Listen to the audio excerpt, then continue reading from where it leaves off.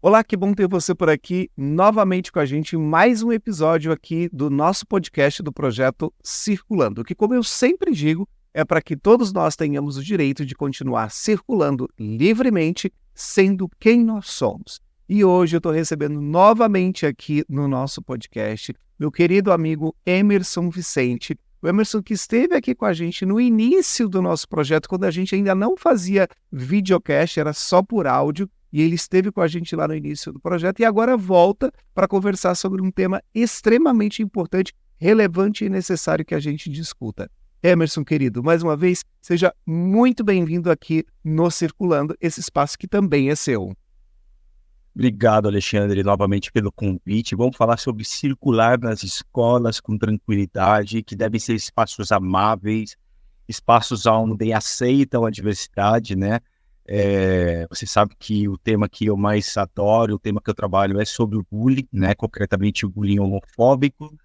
Então, vai ser um prazer poder estar aqui falando um pouquinho, refletindo um pouquinho sobre o bullying, e não só sobre o bullying, porque a gente sempre atravessa e fala sobre outros temas também que são importantes para a nossa comunidade, assim que muito obrigado pelo convite, parabéns por esse projeto que cada vez está maior e maior e maior e alcança mais pessoas.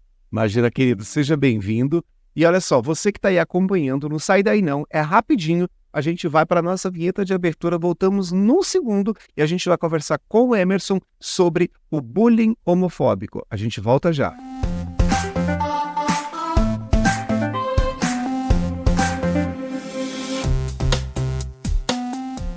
Esse é um espaço pensado para amplificar as nossas vozes, onde a liberdade de circular seja para todos, sem exceção. Para você que está circulando por aqui, pode entrar. Esse espaço também é para você. Vem comigo para mais um episódio do nosso podcast Circulando.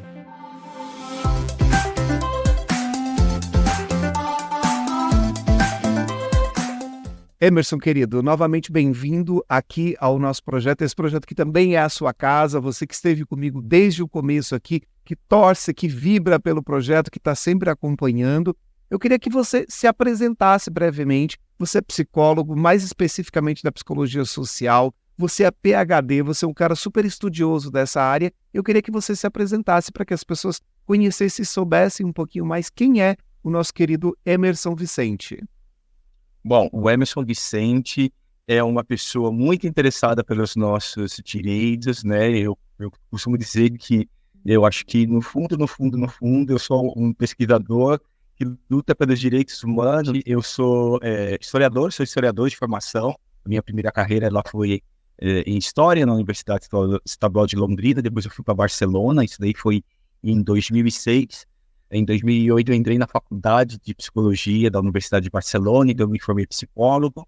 Logo eu me especializei em Psicologia Social, no mestrado. Fiz o doutorado, esse doutorado, Alexandre, eu tive a oportunidade de ser beneficiado por uma bolsa da CAPES, né? Então eu tive essa sorte de poder fazer um doutorado numa universidade de excelência também, como é a Universidade de Barcelona. Logo voltei, já que estou aqui no Brasil, estou aqui em São Paulo. Fiz o meu primeiro pós-doutorado, né, sempre dentro desse âmbito do bullying homofóbico, tá? Na Universidade Federal do Rio Grande do Sul. E agora eu estou fazendo um segundo pós-doutorado. Tive a sorte, né, a fortuna de conseguir uma bolsa de estudo da FAPESP, que ela está financiando esse projeto, né, sobre o bullying homofóbico, né? Eu estou na Unesp agora.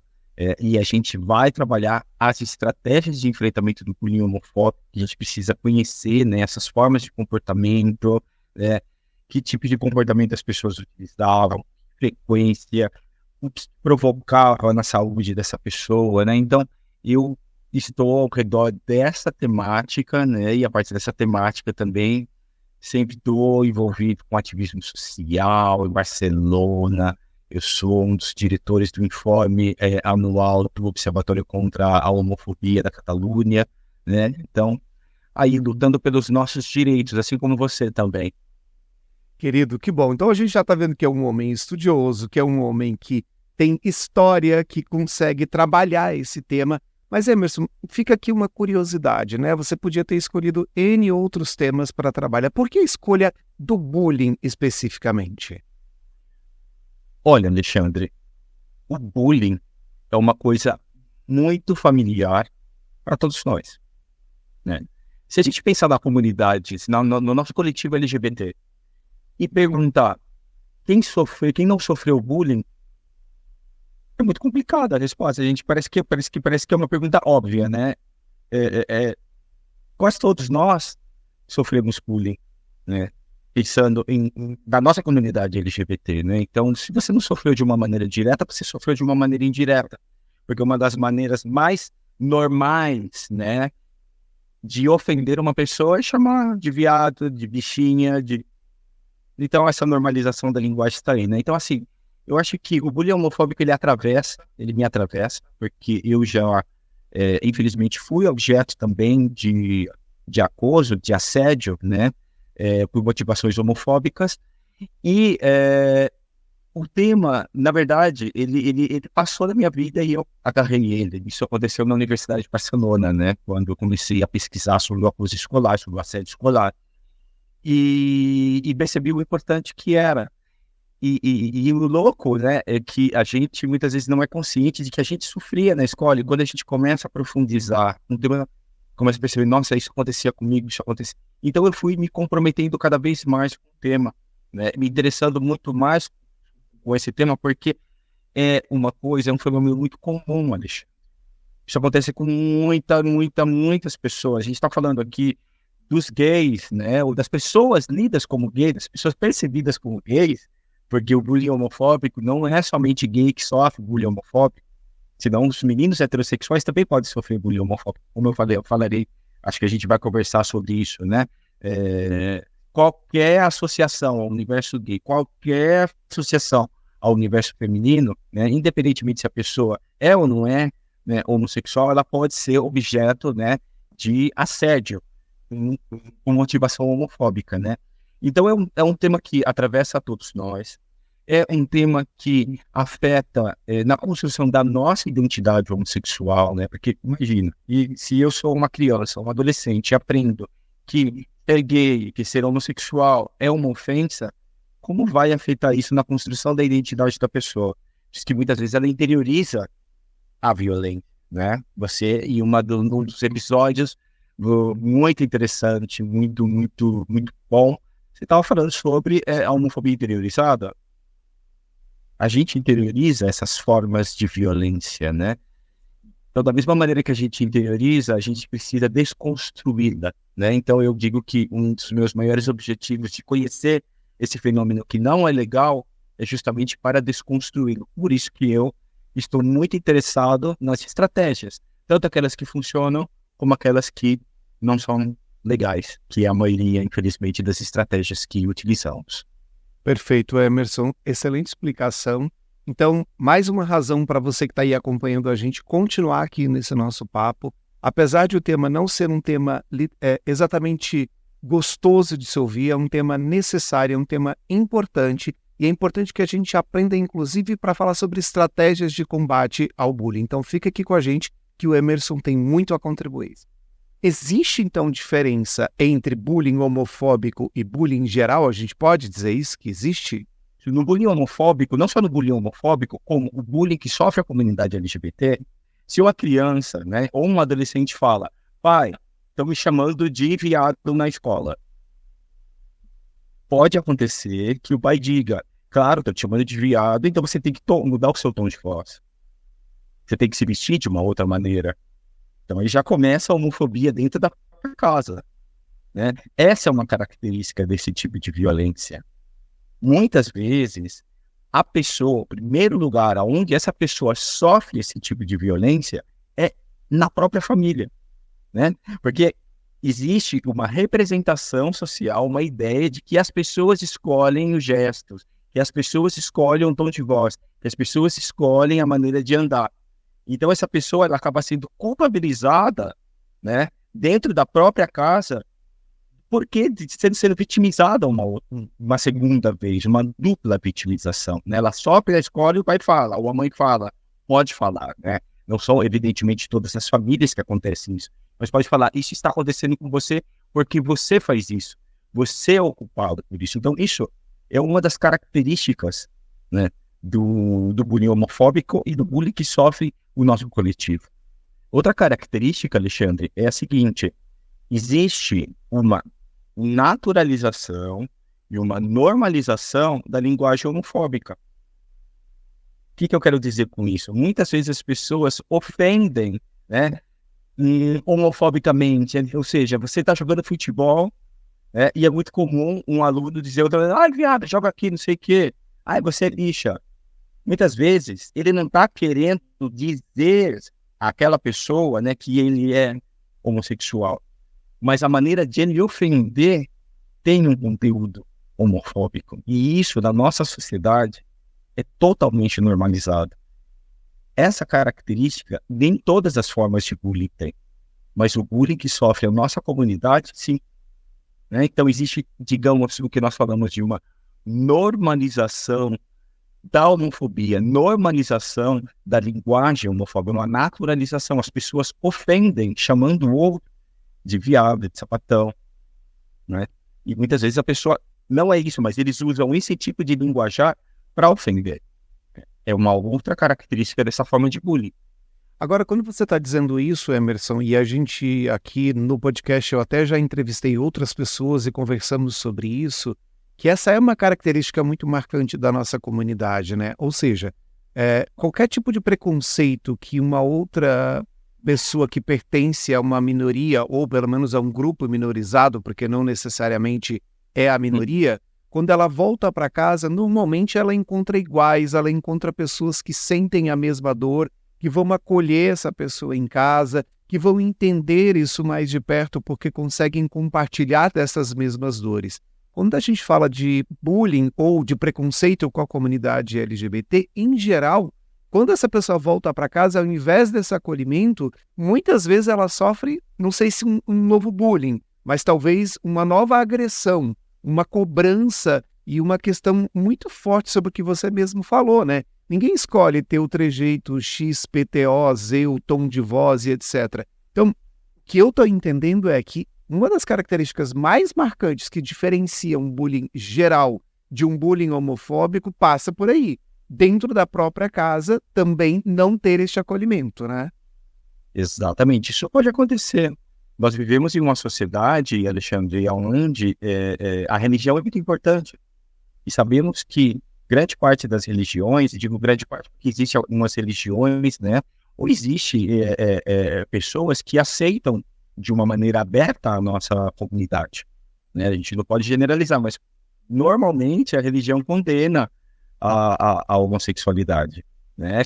Condena as identidades trans, condena geral. Claro, se essa pessoa vive numa família que é religiosa, a probabilidade de sofrer outra vez uma outra discriminação, a gente estaria falando de uma dupla discriminação, ou seja, essa pessoa vem na escola, vem da escola, né, totalmente afetada por o que está acontecendo com ela. Busca esse acolhimento que você está falando e muitas vezes é culpabilizada pelo que ela está sofrendo. Né? Então, isso é complicado para a saúde mental dessas crianças, desses adolescentes, porque a identidade delas acaba sendo construída através das ofensas.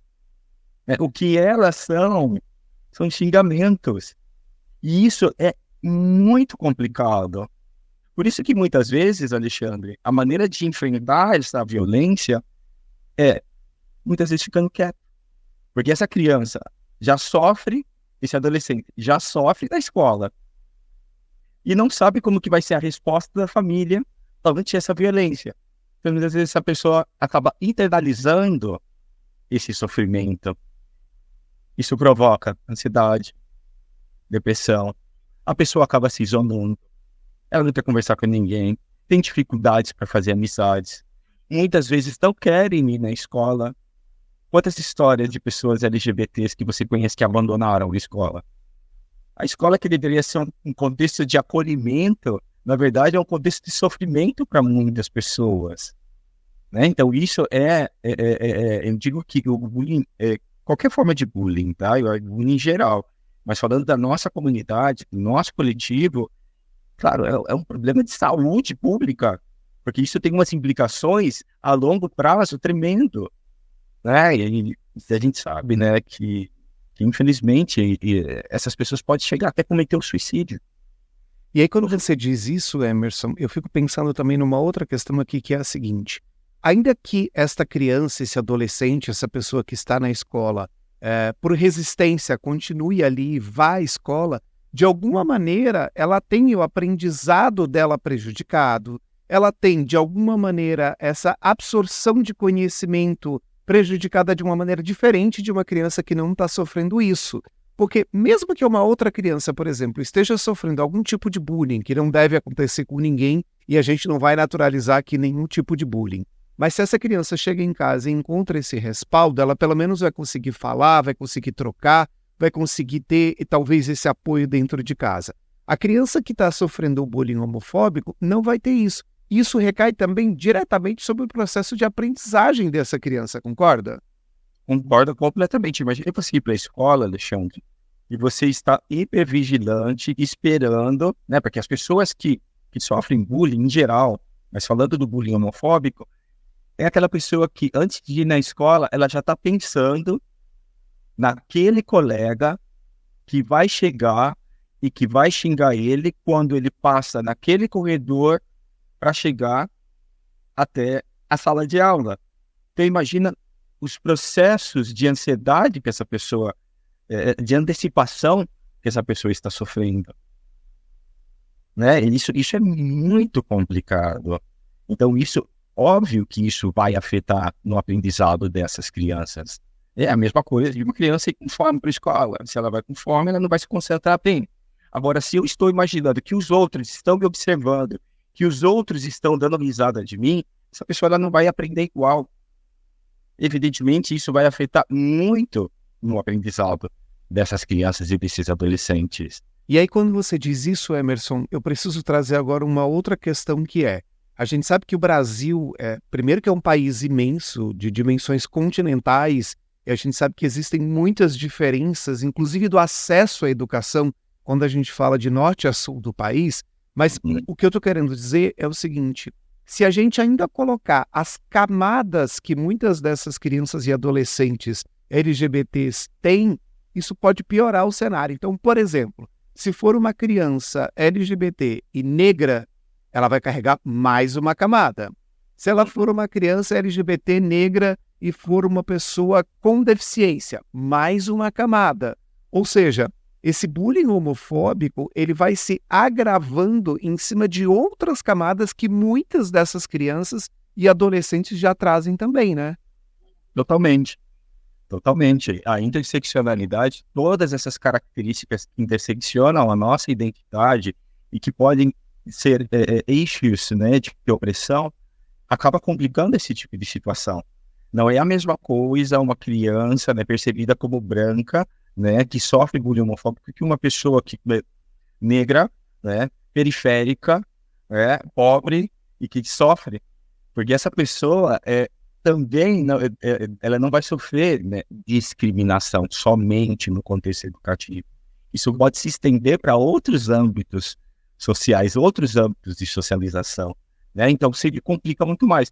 Eu tenho o costume de dizer que, pensando na nossa comunidade, Alexandre, as pessoas que mais sofrem, né, as pessoas que devem ser mais acolhidas, são as pessoas, né, da comunidade, né, trans, das identidades trans. Essas pessoas sofrem muitíssimo. Se nós pensamos, né, nas estadísticas, se nós pensamos na violência que existe nas nossas ruas, a comunidade, né, as mulheres trans, pobres, negras, é uma comunidade extremadamente vulnerável.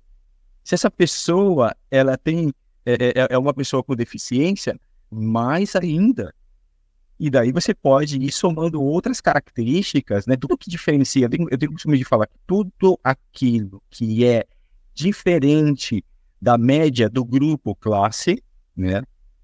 A pessoa ela vai estar vulnerável, ela pode estar vulnerável a sofrer bullying. Por exemplo, numa classe onde uma menina, né, ela é alta e magra, e ela é diferente de todas as outras meninas, ela pode sofrer bullying.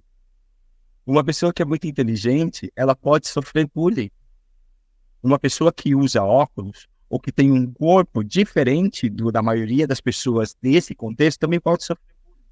Então, soma-se isso a ser uma pessoa trans, ser uma pessoa uma pessoa negra, uma pessoa com deficiência. Isso vai piorando cada vez mais. E o problema é que essa pessoa, Alexandre, é o que eu comentei, ela vai construindo a identidade dela através dessas ofensas, dessas formas de opressão. E isso tem umas consequências para a saúde mental enormes. Algumas delas, imagino eu, que inclusive talvez até irreversíveis, porque, primeiro, o acesso, né, aos serviços de psicologia no Brasil, especificamente falando, não é uma coisa simples.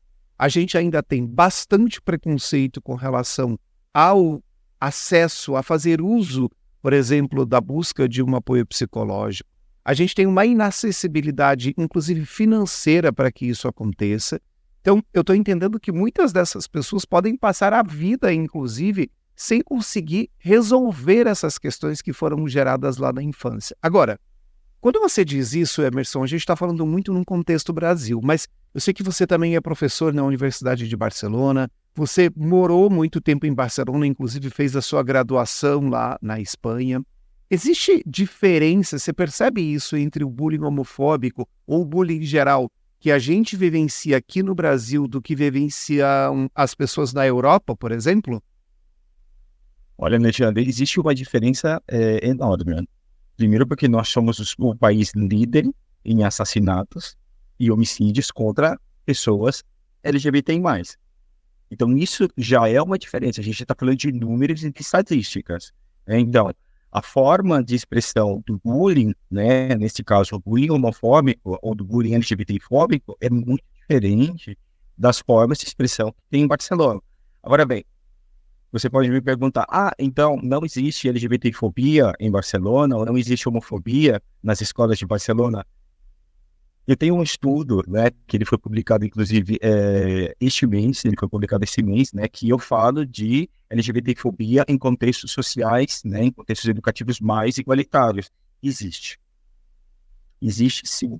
Isso é um problema social, isso é um problema estrutural, Alexandre.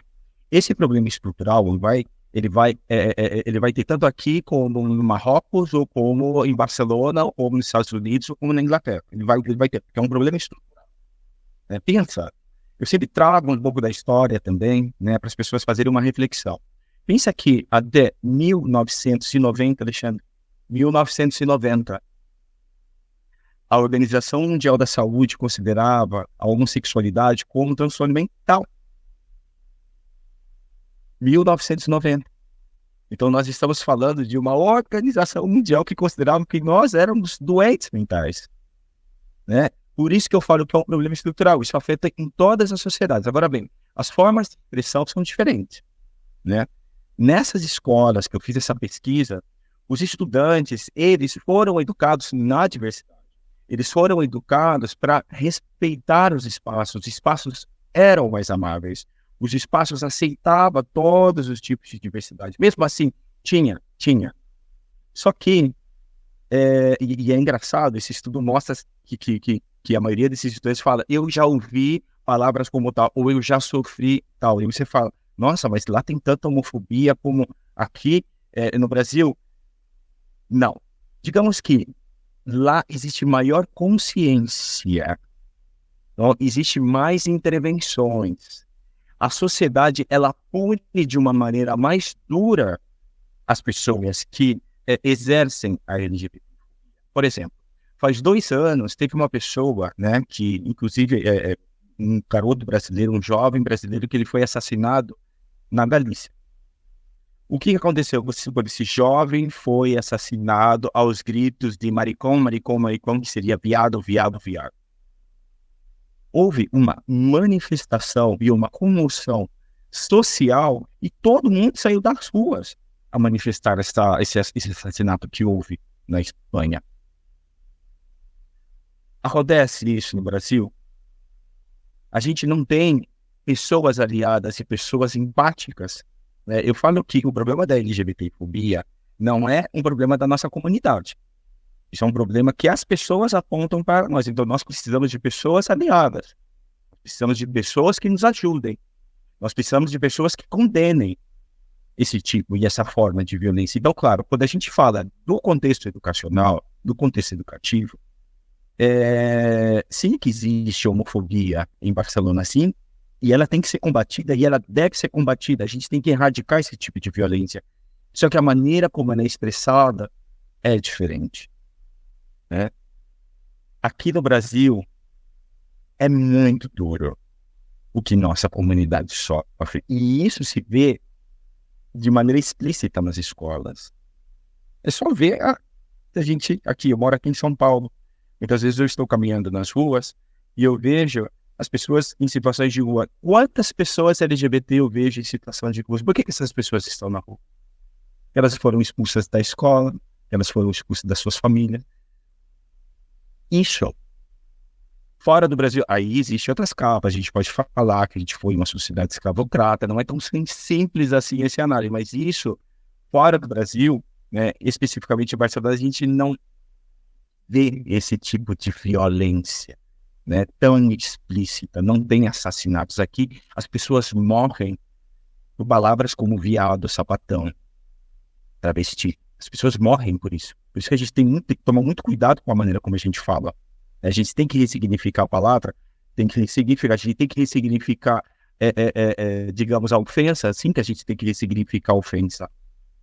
Só que a gente também tem que tomar muito cuidado com essas palavras, porque essas palavras matam pessoas, né? Então, a expressão, digamos que a expressão é diferente, mas ela está nessas duas sociedades, falando de Brasil e falando de Espanha, está nessas duas sociedades e, pelo meu conhecimento, está em todas as sociedades. Só que a forma de expressão, ela é um pouco diferente segundo o tipo de contexto, o contexto onde a gente está.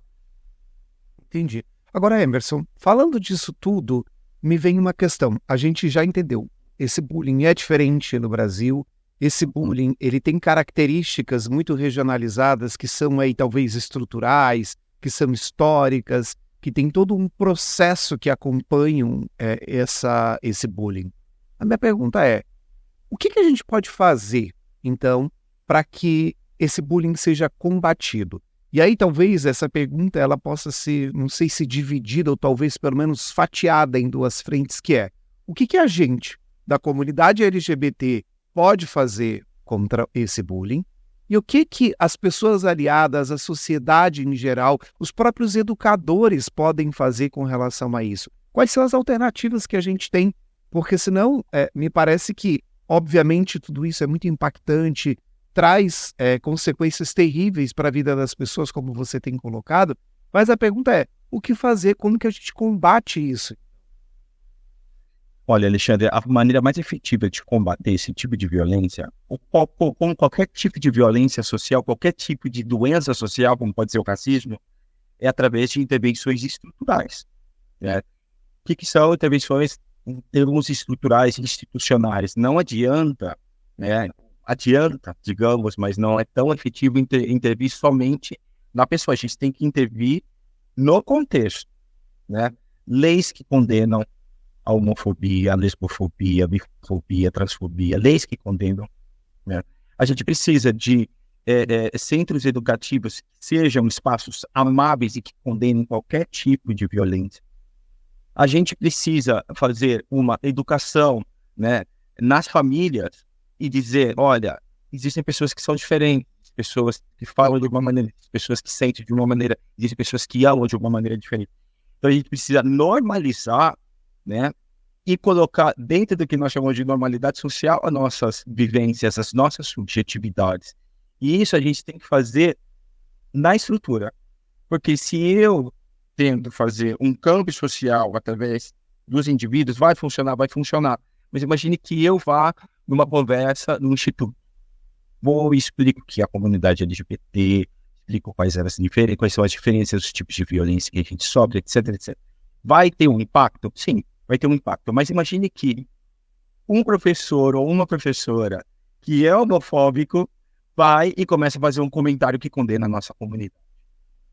Imagine que essa pessoa vem de uma família que é tradicional e que também tem esses comentários e essas piadinhas e tal, né? E daí essa pessoa vai até a televisão, está mudando, afortunadamente, está mudando um pouco, vai até a televisão e vê os típicos estereotipos, né, associados à nossa comunidade, que são misóginos, que são homofóbicos, que são sexistas, etc.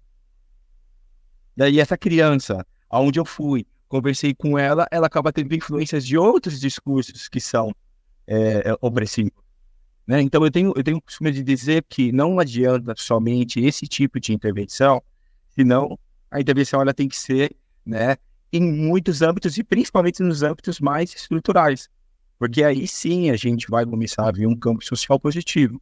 E isso, Alexandre, demora, isso não é tão simples, né? Eu tenho o costume de falar que o primeiro programa, né, de combate à homofobia, LGBTfobia, que aconteceu no Brasil, foi em programa Brasil Sem Homofobia, foi em 2004. E teve muitos campos sociais positivos, né? Hoje as pessoas podem contrair um matrimônio, mas olha quanta luta que a gente tem que dar aí diariamente para defender esse direito conquistado, né? Os direitos conquistados não são definitivos. A gente tem que estar lutando para manter isso, né? Hoje a gente já tem uma representação mínima, né, na política, né? A gente tem pessoas maravilhosas, eu tenho o costume de falar que espero que no futuro a gente possa ter uma presidenta como Erika Hilton. A gente já tem representação, mas ainda é muito pouco, né? Eu sou bastante otimista, Alexandre, apesar de a gente viver num país onde nós sofremos muito, onde a gente não pode caminhar com as mãos dadas em qualquer lugar de maneira tranquila, alguma coisa de mudança houve. Essa conversa nossa também já é uma mudança, mas a gente precisa mais. E precisa principalmente deixar de pessoas aliadas. E as pessoas aliadas não são somente as pessoas LGBTs. As pessoas LGBT precisam das pessoas heterossexuais. Que essas pessoas abram as mentes, que essas pessoas condenem qualquer tipo de violência, qualquer tipo de olhar estranho. A gente precisa de aliados, né? Porque a partir do momento que as pessoas começarem a ser apontadas, porque as pessoas têm que ser apontadas, Alexandre. Olha só, eu trabalho também no Observatório contra a Homofobia da Catalunha. Eu sou o diretor que, junto com a Patrícia, escrevemos aí os números, o que aconteceu, quais são os âmbitos mais violentos para a nossa comunidade. A partir do momento que você aponta e que você expõe a pessoa, ridiculariza a pessoa, a partir do momento que a gente tem pessoas aliadas que fazem isso, as pessoas começam a mudar e começam a olhar para dentro, ou ao menos começa a reprimir esse ódio, porque isso é ódio. E ódio por quê? Porque uma pessoa ama de uma maneira diferente, porque socialmente é considerado como normal. Né? Então, resumindo, eu acho que a mudança ela tem que ser estrutural. E quando você colocava aqui, Emerson, me veio muito forte uma questão assim, a gente vive num mundo de intolerância. A gente está vivendo um mundo totalmente polarizado. É polarização na política, é polarização na religião, é polarização em todas as frentes. E no fundo a gente está falando de intolerância. Então, quando a gente fala aqui, claro, trazendo esse recorte para a nossa comunidade LGBTQIAPN+, a gente está fazendo um enfoque. Mas você concorda comigo que você, quando trabalha a intolerância de maneira geral, você também está fazendo um combate contra a homofobia? E o que eu estou querendo dizer com isso na prática? Muitas vezes as pessoas aliadas, as pessoas, os próprios professores, educadores, eu ouço de pessoas, por trabalhar com isso também, né, e por ter esse projeto aqui, as pessoas dizendo, mas eu não sei como fazer, mas eu não tenho letramento para conduzir essa questão. Minimamente, se as pessoas entenderem que qualquer tipo de intolerância é uma violência, e que se a gente combater esta intolerância na raiz, naturalmente isso vai chegar a outras frentes, incluindo o bullying homofóbico, eu acho que a gente também está fazendo algum tipo de trabalho contra esta homofobia. Você concorda? O que eu estou querendo dizer é, talvez você que está ouvindo, que está vendo a gente agora em qualquer um dos países onde a gente tem hoje o nosso podcast e videocast, você se pergunte, mas o que eu posso fazer? Eu não tenho letramento para isso. Primeiro que eu acho que é importante buscar, sim, entender e conseguir absorver esses conhecimentos. Mas se você não souber, pense que qualquer tipo de intolerância é um problema. Então, se você consegue combater a intolerância, naturalmente, em algum momento, você chega a combater o bullying homofóbico. Concorda? Eu concordo. Eu concordo, apesar de que eu sou bastante crítico à palavra tolerar, né? Porque tolerar significa aguentar, não aceitar. Né? Eu acho que é um passo, né? Combater a intolerância é um passo, mas não é suficiente. A gente tem que aceitar que as pessoas são indivíduos, nós somos indivíduos e não somos iguais. As pessoas não são tratadas de maneira igual, nós não somos iguais, temos as nossas coisas diferentes. E você ser LGBT é somente uma característica da sua identidade, ela não pode te marcar. Né? Infelizmente no Brasil marca, porque a gente morre por isso. Né? A gente tem que aceitar que as pessoas são diferentes, às vezes a gente tem que aceitar que as pessoas gostam de se vestir de maneira diferente. Às vezes a gente precisa aceitar que as pessoas se amam de maneira diferente. A gente precisa aceitar de que as pessoas têm tons de voz diferentes. A gente precisa aceitar que as pessoas têm tons de pele diferentes. As pessoas precisam aceitar que existem capacidades diferentes. Né? A partir do momento que eu aceito que existe uma diferença e que, na verdade, se uma pessoa ama uma pessoa do mesmo gênero, isso não vai afetar na minha vida? Isso não vai afetar nada. Se uma pessoa está se beijando, né? E são duas meninas, que muda isso na minha vida? A partir do momento que a gente aceitar de que as pessoas são diferentes, né? E que o problema dos outros é dos outros e não meu, a gente vai viver numa sociedade mais justa. Né? Então, assim, eu acho que o passo da tolerância, ele é fundamental. A gente tem que, por mais que eu não goste, eu vou ficar quieto e vou respeitar. Mas a gente tem que ir um passo mais adiante, porque não é sobre isso. Né? Eu não aguento, eu vou ficar quieto porque prefiro não opinar. Não. A gente tem que se colocar no lugar do outro, empatizar e dizer, eu sou diferente, essa pessoa ama de uma maneira diferente, tudo bem. Já está, não tem problema, aceita. É o que tem para hoje. Nós não vamos mais voltar para os nossos armários. Nós já conquistamos direitos e a gente não vai deixar, a gente não vai dar um passo para trás. A gente já pode contrair o matrimônio, a gente não vai voltar para trás, não vai ser tão fácil assim. Isso é parte dos feminismos, isso é parte dos movimentos LGBT+. Né? Então eu acho que combater qualquer tipo de discriminação, combater qualquer tipo de preconceito também é combater contra o bullying homofóbico, também é combater contra o bullying transfóbico. Né? A gente precisa educar as pessoas a respeitarem, precisa fazer com que os espaços sejam amáveis e inclusivos para todo mundo. E isso é bonito, se a gente vive numa sociedade, imagina, Alexandre, que todas as pessoas fossem iguais, que todas as pessoas tivessem o mesmo gosto, que todas as pessoas comessem a mesma coisa, que todas as pessoas falassem com o mesmo tom, que sociedade mais cinza e chata seria, né?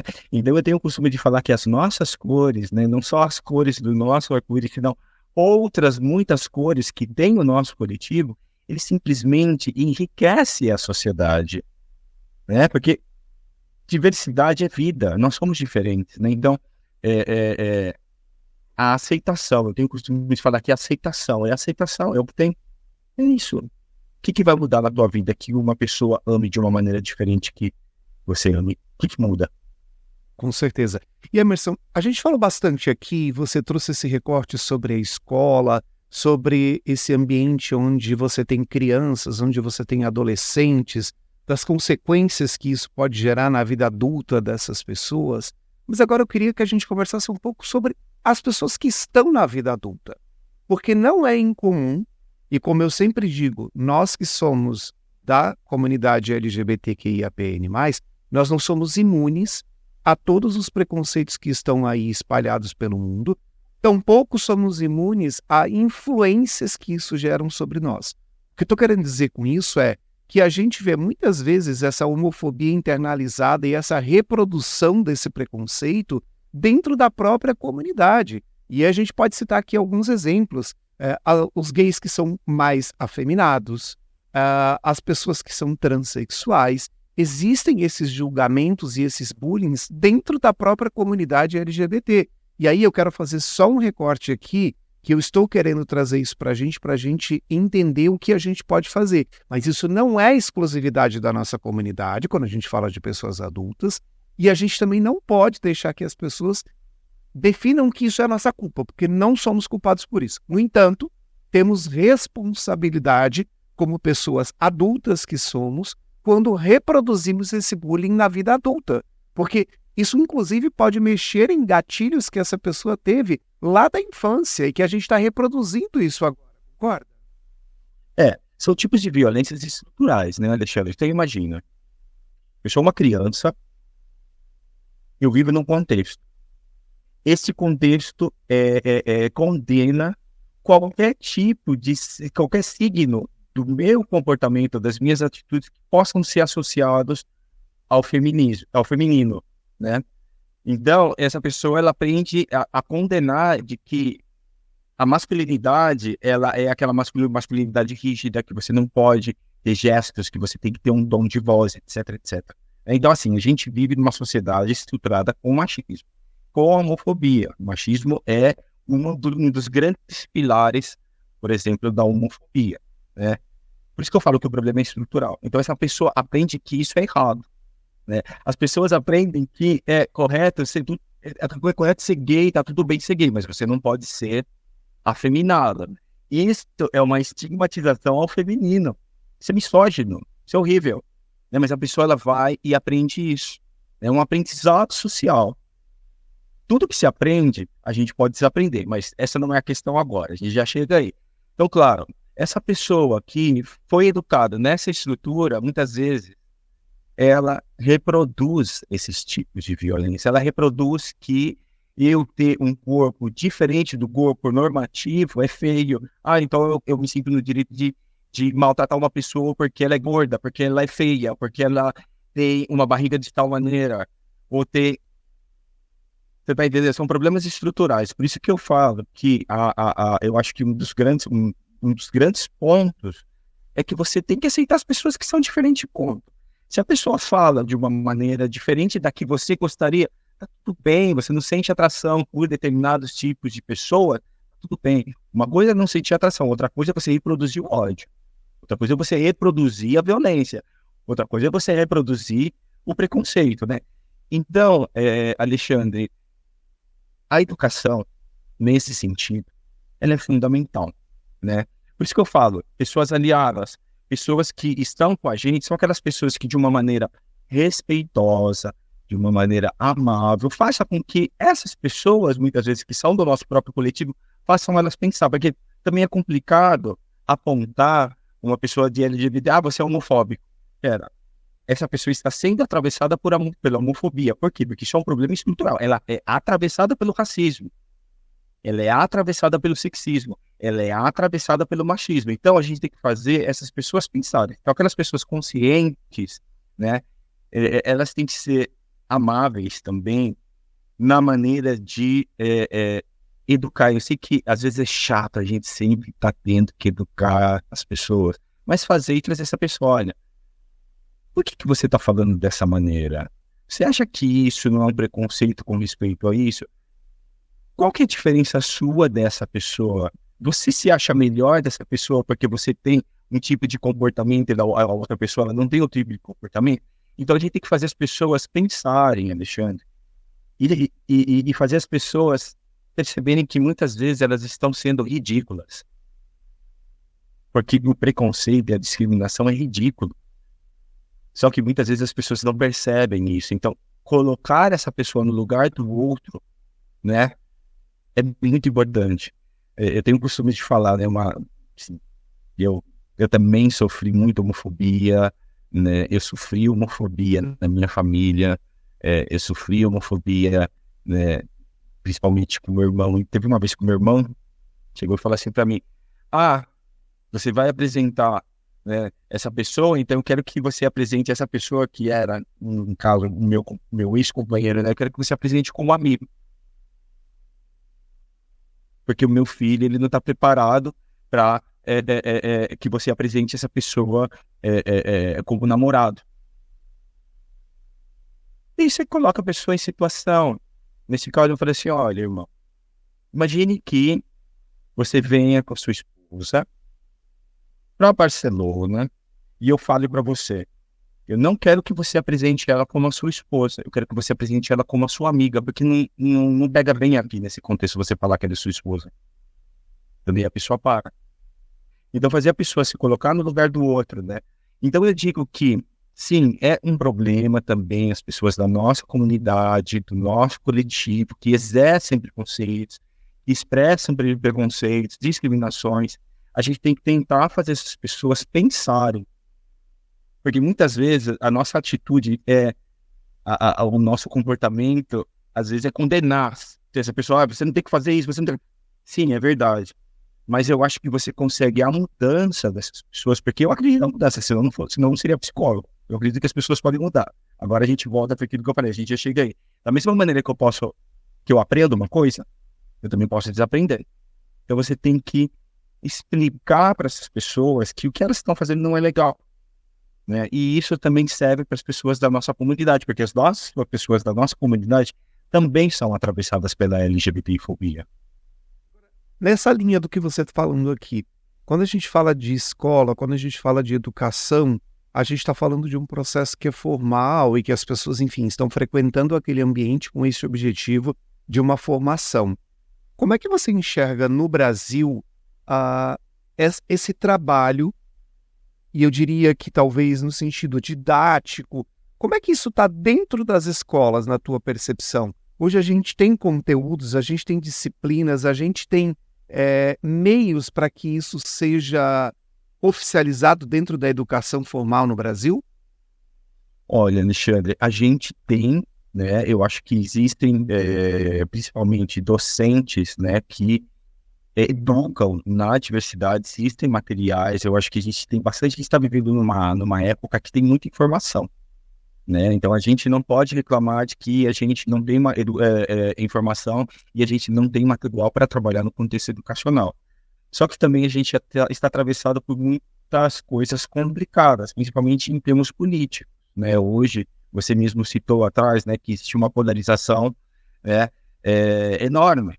Então, dependendo do contexto, né, desse Brasil que é cheio de capas, evidentemente, se eu vou tentar educar a pessoa na diversidade, muitas vezes ela vai pensar que eu estou tentando doutrinar essa pessoa, que eu vou influenciar essa pessoa, que a pessoa vai se transformar, né, numa pessoa trans, ou numa pessoa homossexual, ou lésbica, né? Então, a gente vive nesse contexto atual, né? Então, eu sei das dificuldades, muitas vezes, de muitos professores e de muitas professoras que querem educar os seus alunos na diversidade e encontram a resistência, muitas vezes, da direção, muitas vezes, da família, muitas vezes, de outros estudantes, né? Então, existem esses obstáculos no Brasil, né? Eu acho que um dos grandes problemas é essa polarização, é essa coisa que nós temos de sempre estar olhando para o diferente de uma maneira estigmatizante,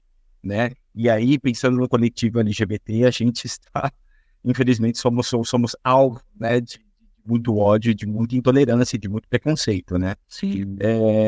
Existe resistência em muitas capas, é muito complicado.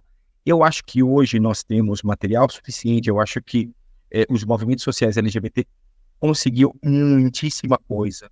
Eu acho que a gente conseguiu muitíssimo progresso. Falta muita coisa ainda por acontecer. No momento que não existir mais discriminação, mortes, né, que as pessoas puderem caminhar nas ruas tranquilamente, aí a gente pode falar um pouco mais de igualdade, né, de uma sociedade amável, mas eu acho que a gente ainda está muito longe disso, apesar dos avanços, né? Então, claro, numa sociedade onde as pessoas ainda morrem por ser gay, morrem por ser lésbica, morrem por ser uma pessoa trans, claro, a gente tem as nossas resistências no contexto educacional, porque isso é um reflexo da própria educação. Alexandre, para e pensa. Se uma pessoa mata em sociedade, o que essa pessoa aprendeu na escola? O que essa pessoa está aprendendo dentro da casa dela? O que essa pessoa conversa entre os iguais, os colegas de bairro dela? Né? Então, sim, existe muita dificuldade. Eu acho que um grande exemplo disso é esse kit gay louco que foi inventado, essa invenção, né, de condenar material que tinha simplesmente o objetivo de educar e fazer toda uma transformação. A gente está falando de contexto educacional aí, sabe? É tão interessante quando você coloca essas questões, porque assim, quando a gente olha para o processo de educação do Brasil, especificamente falando, a gente vê que a gente não evoluiu muito no sentido estrutural mesmo dessa educação, né? A gente tem falhas no processo como um todo. E aí, assim, aqui não estou para julgar se a culpa é do professor, quem é culpado, quem deixa de ser. Fato é que a gente tem essas lacunas do processo de educação do Brasil. Isso se reverbera em N questões. Uma delas é que a gente está conversando aqui sobre o bullying, mas a gente sabe que existem muitas outras que são reverberadas por este modelo. Mas a gente também não vê uma discussão tão acentuada e tão forte nesse sentido. E eu estou fazendo um paralelo disso porque a gente está vivendo num mundo em que eu posso te dizer que a gente já perdeu boa parte dessa batalha. A gente está discutindo aí agora uma aceleração da questão ambiental, de como que a gente faz para produzir carros elétricos, como que a gente faz para ter mais frotas de ônibus elétricos, como a gente faz para emitir menos CO2, como que a gente faz para ter um planeta mais equilibrado. Mas por que a gente não fala de uma educação também que faz com que essas pessoas tenham esta consciência? Porque estou fazendo aqui um recorte dessa questão ecológica, digamos assim, mas só para trazer esse paralelo de que a educação está envolvida em tudo isso. Não adianta a gente ter carro elétrico, a gente ter ônibus elétrico, a gente ter governos discutindo sobre a emissão de menos CO2, se eu, na minha casa, não separo o meu lixo. Se eu, na minha casa, não faço o básico daquilo que é para a gente poder contribuir para ter um planeta melhor, mais equilibrado. Então, essa minha fala aqui tem a ver, Emerson, que assim, às vezes a gente aponta muito para fora, a gente cobra muito para fora, mas tem uma questão que é muito nossa, que é muito interna, que está dentro de casa e que a gente pode fazer e que a gente deve fazer. Olhando para o bullying, essa é uma questão que eu vejo que passa muito por esse caminho também. O que a gente pode fazer dentro da nossa casa, na nossa microesfera, da nossa microatuação ali para transformar? Porque também não adianta ter só o material só que não é para diminuir, mas o que eu quero dizer é que é preciso um conjunto de coisas e não só apontar para fora, né? Ah, porque a escola não tem material adequado, porque a escola isso, porque o educador aquilo. E a gente? O que eu estou fazendo dentro da minha casa? Eu como pai, eu como pessoa que sou responsável pela criação e pela educação do meu filho, o que eu estou fazendo também nesse aspecto para contribuir? Então, eu estou fazendo essas provocações aqui para a gente também se mexer um pouquinho e entender que essa questão ela não é só externa, não é só esperar pelo outro, só discutir o assunto. São as pequenas ações. Outro dia eu presenciei uma situação no elevador e que eu pontuei. Eu falei, olha, você não deveria falar assim.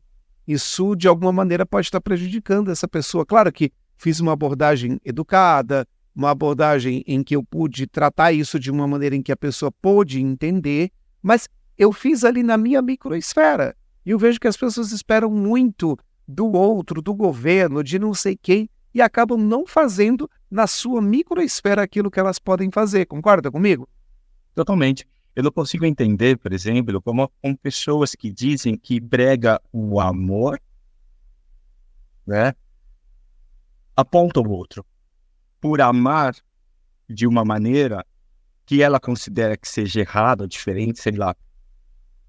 A gente tem que começar a pensar, né, e pensando na inclusão, no respeito, pensando no bullying, a gente tem que pensar que as pessoas, né, e eu insisto aí, Alexandre, porque eu acho que é um ponto crucial.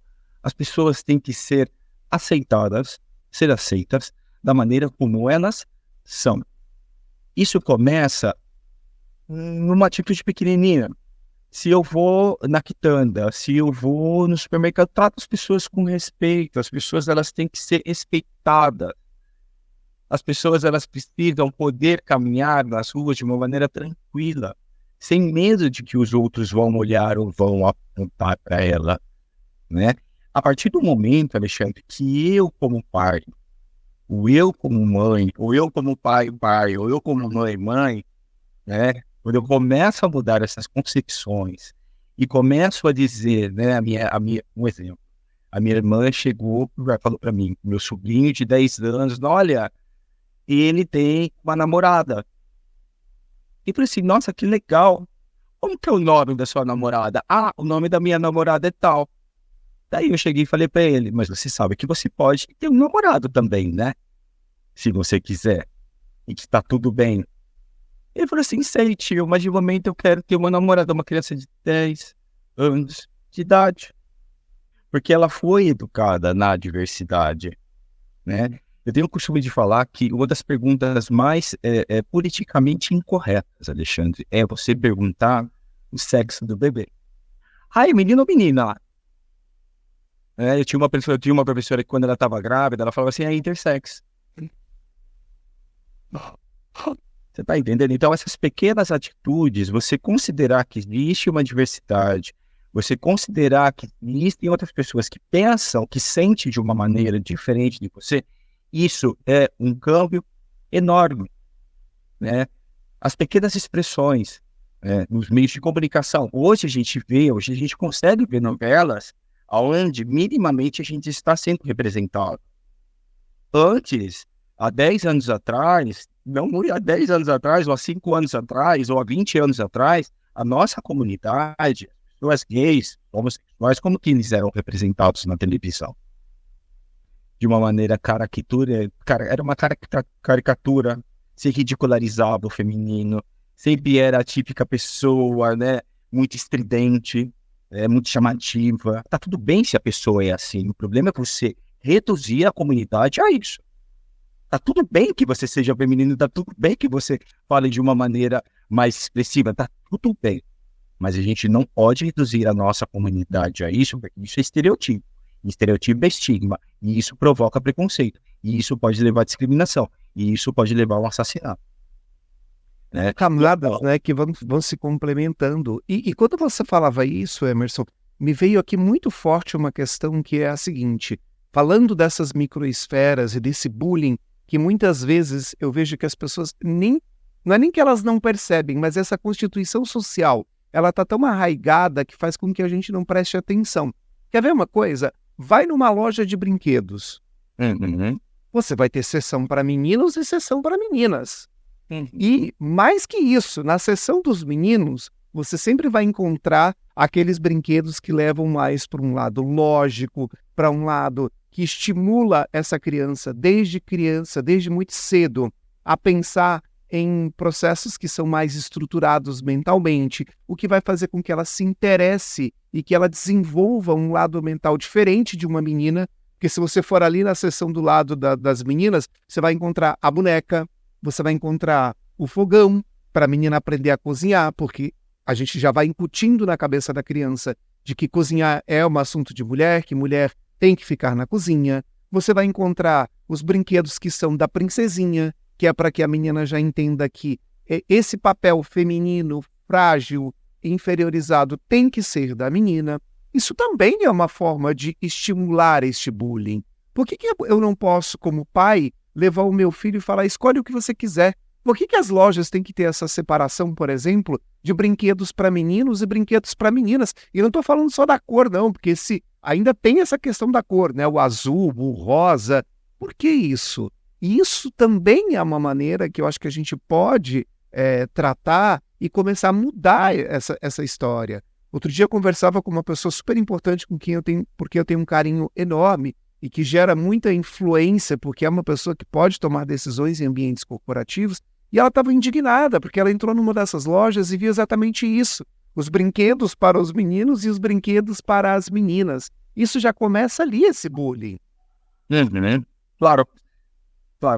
E isso, quando é reproduzido na escola, porque, claro, se eu sou um menino e eu não gosto de jogos de equipe, né? Porque jogos de equipe, futebol e tal, e eu prefiro brincar de queimada.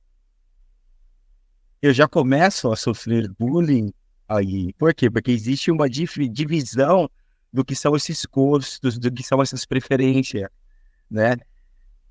Eu digo que a gente tem que destruir essas ideias binárias, né? De que o menino ele tem que vestir de azul, a menina ela tem que vestir de rosa, a menina ela tem que jogar com determinados tipos de brinquedo, o menino ele tem que jogar com determinados tipos de brinquedo. Você estava falando de brinquedos, né? E isso tem, claramente, a gente está falando de papéis de gênero. E os papéis de gênero, eles são tão limitantes, Alexandre, eles são tão limitantes que até a forma de tratamento de um menino, quando eu falo de tratamento, eu falo de amor e de carinho, né? A menina se permite o afeto, abraçar, que bonita, como você tá. Ela chorou, ai, não chora, não sei o quê. O menino não chora que isso é feio. Homem não chora, isso daí não é coisa de homem. Menino não chora, né? Então a gente não fala isso não é só sobre brinquedo. Não é só sobre, é sobre a maneira de se comportar, né? Então a gente precisa romper com esses paradigmas, porque isso é limitante. Então, a partir do momento que eu não ensino a uma criança que está tudo bem, um menino que está tudo bem, um menino que muitas vezes ele foi atribuído o gênero masculino, mas pode ser que quando cresça ele não se sinta desse gênero, mas esse menino ele não foi educado, isso é uma questão. Esse menino não foi educado, agora vamos para outra questão. A cuidar, né, através de um ursinho, de uma boneca. Então esse vai ser o pai que logo depois, né, é o típico pai que acaba engravidando uma menina e que não tá nem aí, que não cuida da criança, porque isso daí é coisa de mulher. Ele não foi educado para isso. Então criança, eu tenho que falar que criança tem que brincar com o que ela quer, tem que jogar o que ela quer, e tá tudo bem, é brinquedo. A gente não tá falando de gênero, é brinquedo, é criança, é com roupa, isso é uma roupa não pode definir uma pessoa. Então se existe um menino que gosta de se vestir de rosa e uma menina gosta de se vestir, tá tudo bem. Isso não vai definir nem a sexualidade, nem o gênero dela. Então a gente precisa desconstruir essas opressões, né, que ela pode ser micro, através disso que você está falando, da propaganda mesmo, né? Eu vou numa loja e vejo que no jogo só tem um determinado tipo de menina e um determinado tipo de menino. Não existe diversidade. A partir do momento que nos próprios anúncios existe diversidade e que o menino ele possa brincar com uma boneca e que a menina não tem problema se ela quer brincar com um caminhão, etc. e tal. Se a gente não tem essa desconstrução simbólica, essa criança, quando ela vai para a escola, Alexandre, e ela quer brincar de uma maneira diferente, é aí que vai começar o apontamento, né? Porque se o menino, né, ele gosta de ter mais amiguinhas, porque amiguinhos, ele gosta de ficar com menino, então ele é viado. Tá tudo bem se ele gosta de ter mais amiguinhas. Ou tá tudo bem se ele gosta de ter mais amiguinhas. Ele tá vestindo aquele tipo de roupa, então ele é viado. E muitas vezes, né, quando essa pessoa cresce, ela nem é homossexual. Só que a construção da identidade dela, ela construiu a identidade dela através de que ser LGBT é uma ofensa. Então ela acaba interiorizando isso e muitas vezes reproduzindo isso, né? Eu digo que a homofobia, ela é tão dura que, pensando no bullying homofóbico, não são só os meninos gays que sofrem homofobia. Os meninos que são lidos como gays também sofrem. E ele pode ser lido como gay se ele é educado. Imagina uma pessoa que é hostilizada por ser educado. E muitas vezes isso acontece no bullying. Esse menino é muito educado. Só pode ser gay. E daí começa a hostilizar a pessoa. Começa a agredir. Nossa, ele é muito inteligente, esse menino. Certeza que é gay. Porque ser gay é uma ofensa. Então, o bullying homofóbico ele é tão duro, trazendo um pouco para a nossa temática, que não só as pessoas gays normalmente sofrem bullying homofóbico, são as pessoas, as vítimas preferenciais. Evidentemente que sim. Só que todas as pessoas que se associam, né, pensando no bullying homofóbico, só que os meninos, ao feminino, ao menino que não gosta das típicas coisas masculinas também podem sofrer o bullying homofóbico. E tudo isso começa, Alexandre, nisso que você falou. Nas escolhas dos brinquedos, na maneira como as lojas apresentam, na maneira como o pai fala, na maneira como a mãe se expressa com o menino, ou se expressa com o filho ou com a filha, essas diferenças, né? As violências são muito complexas. E isso vem, Emerson, assim, de diversas formas, né?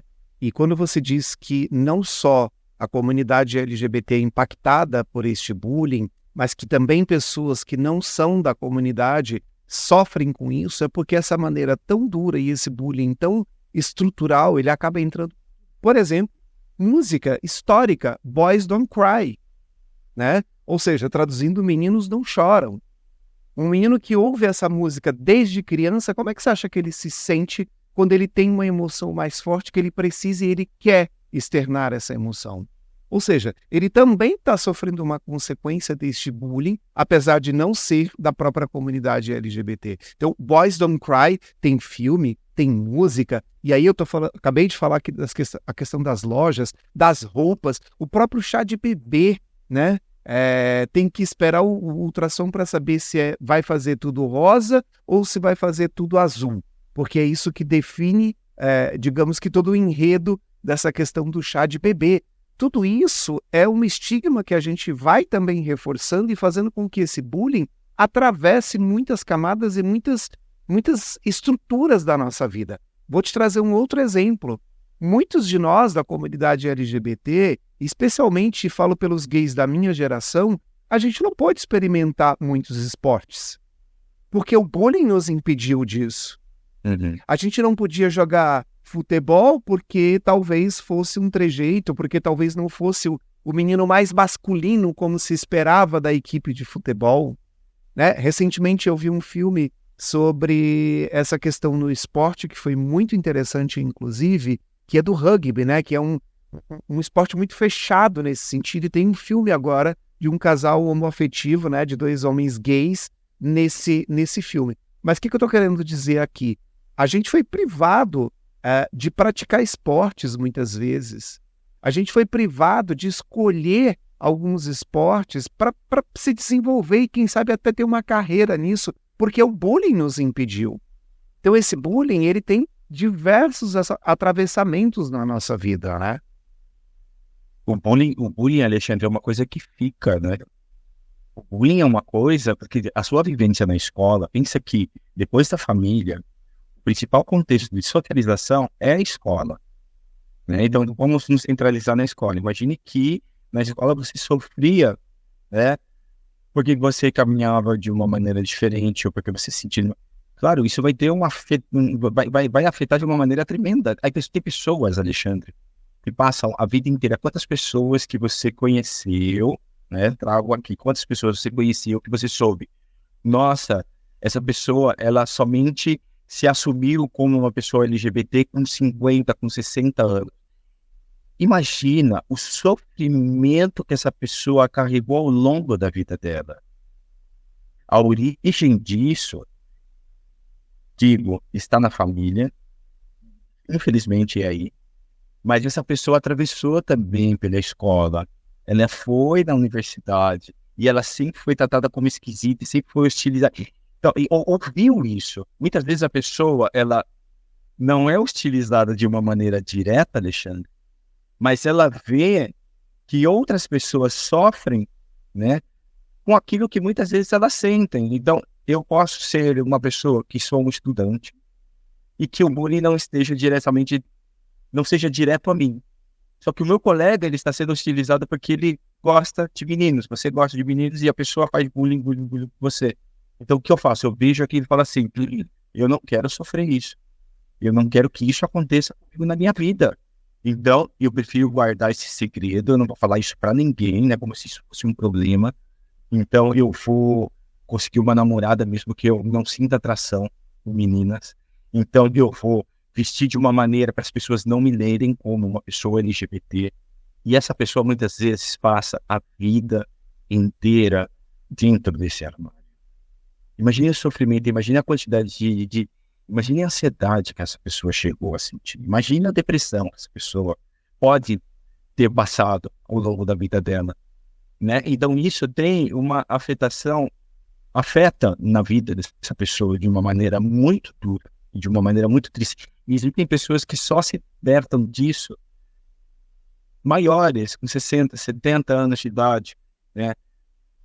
Afortunadamente, essas pessoas conseguiram sair, por mais que fossem com 60, 70. Imagine a quantidade de pessoas que não conseguiram se livrar dessas opressões, né? Então, tudo isso tem uma relação direta com homofobia ou com LGBTfobia que acontece no contexto educacional. Porque se na escola fosse normal, né? Ser normal, ser diferente, né? Eu falo que ser normal é ser diferente. Isso para mim é normal, né? Porque todas as pessoas seriam iguais, e daí para isso para mim é normal, entendeu? É normal que as pessoas sejam todas iguais, clones. As pessoas não sejam diferentes, isso para mim é a normalidade social. Né? Mas que a pessoa não aprende isso e carrega isso para a vida dela inteira. Né? Você teve um episódio que falava sobre homofobia interiorizada, né? A pessoa acaba, né, criando esse autoestigma, ela acaba se maltratando, né, interiorizando todos aqueles preconceitos sociais, né?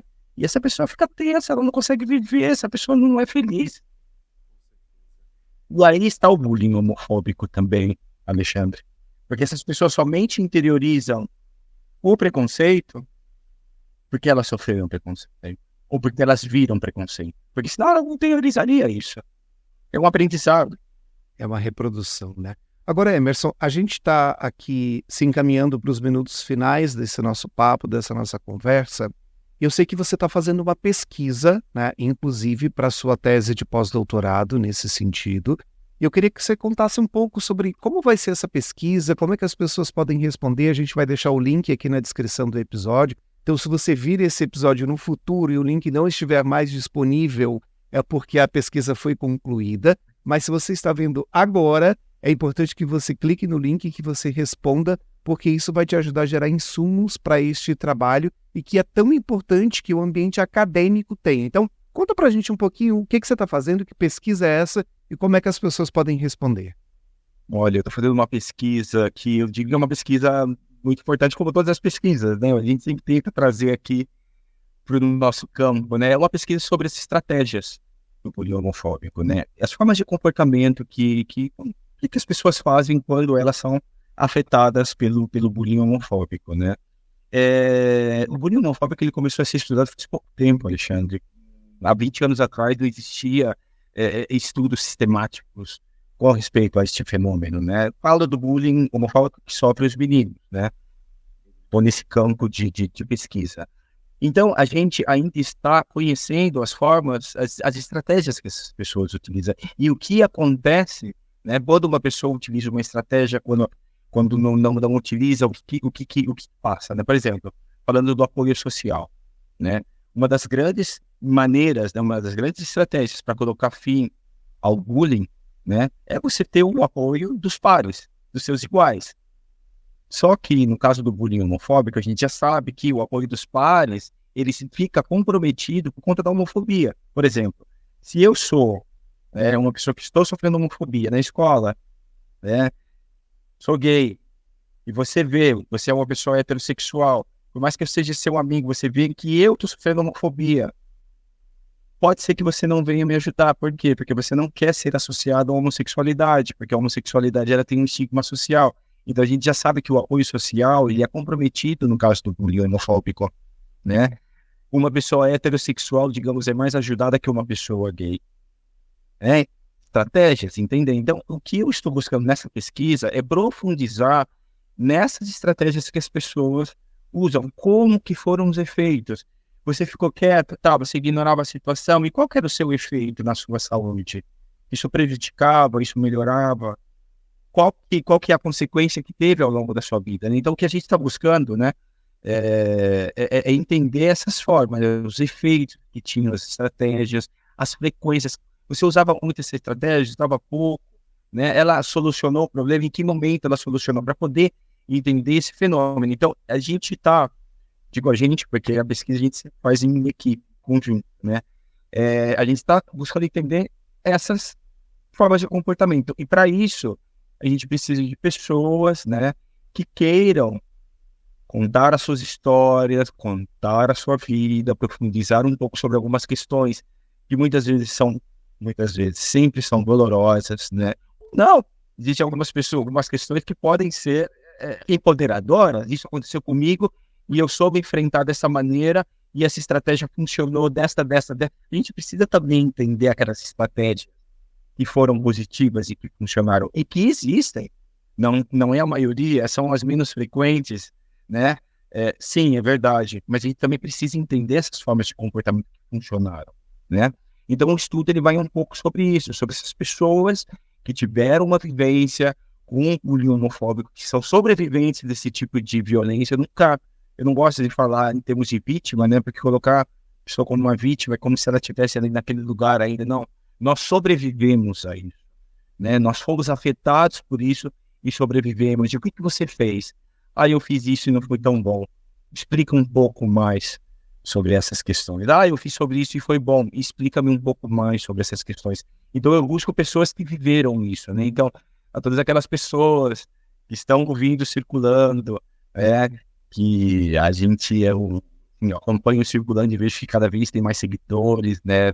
E tem pessoas muito interessantes aqui conversar e explicar essas conversas interessantes e tão importantes para nós. Aquelas pessoas que se sentiram identificadas de alguma maneira e que queiram, né, participar dessa pesquisa, eu busco concretamente pessoas, né, mais jovens que 26 anos, mas existem outras pessoas maiores de 26 anos que queiram participar, que sejam homens, né, sejam cis ou trans, que passaram, né, por esse tipo de situação.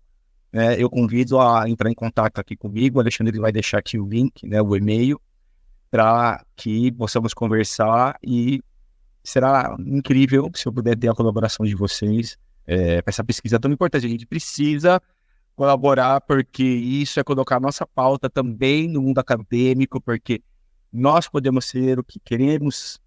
Se eu quero ser uma pessoa, um engenheiro, um acadêmico, um médico, a gente tem que estar em todos os lugares. E no âmbito acadêmico a gente tem que colocar também os nossos temas e as nossas pautas. Por isso que é muito importante, né, a colaboração de vocês também. Com certeza. E acho que também essa é uma das formas que a gente tem de ajudar nesse combate, né, ao bullying homofóbico que a gente conversou aqui ao longo desse papo. Então, faço também aqui o convite para você que está assistindo, que está ouvindo a gente aqui agora. Não sei se você está vendo pelo YouTube ou pelas plataformas de áudio, mas o link vai estar aqui para que você possa responder essa pesquisa também. Quero reforçar sobre a confidencialidade dessas informações e desses dados, que isso é super importante. A gente está falando de uma pesquisa acadêmica de muita responsabilidade, então fiquem tranquilos. Inclusive, as informações estão indo direto para o Emerson. Então, se você puder, ou se você conhecer alguém que possa participar dessa pesquisa, é só indicar aqui para ouvir, ver o episódio e clicar no link para responder. Emerson, querido, muito obrigado. Muito, muito, muito obrigado mesmo por este papo, pelas tuas contribuições, por dividir com a gente esse conhecimento, por falar sobre essas questões que muitas vezes não são enfrentadas, né, de uma maneira que deveriam. Então, te agradeço demais pela participação aqui. Espero que você possa voltar a estar com a gente outras vezes aqui no Circulando. Com certeza, Alexandre. Obrigado a você por sempre ser tão generoso, né, comigo, mas não só comigo, com a nossa comunidade, com um canal tão interessante, tão importante, que aborda uns temas tão necessários, né? Obrigado pelo convite. Foi um prazer estar falando aqui, conversando com você. A gente tocou vários temas, não só sobre o bullying homofóbico, né? E é isso, à disposição sempre. Obrigado, querido. Bom, e você que está acompanhando aqui esse episódio, eu te convido a, se você ainda não é inscrito aqui no nosso canal no YouTube, a fazer sua inscrição agora, ativar o sininho aqui junto com a gente, porque aí toda vez que a gente tiver um episódio novo, você vai ficar sabendo que existe esse episódio novo. Você ajuda também a gente a fazer com que esse conteúdo chegue a mais pessoas, chegue mais longe, reverbere cada vez mais. Então, te convido a se inscrever aqui e que você esteja com a gente no nosso próximo episódio. Um beijo enorme e até o nosso próximo encontro aqui no Circulando.